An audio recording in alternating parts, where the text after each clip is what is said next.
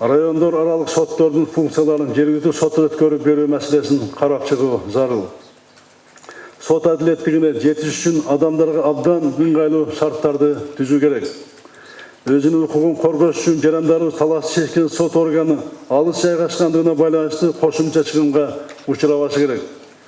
Көпчүлүк жерлердеги жарандар ушул талап менен кылышат. Мен дагы ушул маселени туура эсептейм.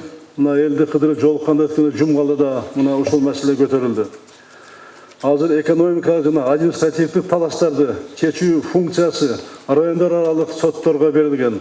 Бул соттор облустук борборлорунда жайгашкан. Мисалы, кошула жайгашкан жер участогун талашкан жарандар кыйлайлуу жердеги райондар аралык сотторго барууга мажбур болууда. Айрыкча кыдырганда өткөндө жумгалга барганда ушул маселе көтөрүлдү. Мына областтын борборлорунда жайгашкан. Алыстыгы Жумгалдан 240 км, Чоңолайдан Ош областына 3 км. Тоғыстырын алгыла, Чаткалды алгыла. Биз сотторго эмес, эрген кайра шартыш керек. Ошон үчүн бул маселени биз карашыбыз керек. Ошон үчүн райондук аралык соттордун функцияларын жана штаттык бирдиктерин райондук сотторго өткөрүп берүүнү мына сунуштайм. Бирок бул дароо эле ишке ашпай турган маселе убакытты көп талап кылат. Бирок бул процессти биз тездетиш керек.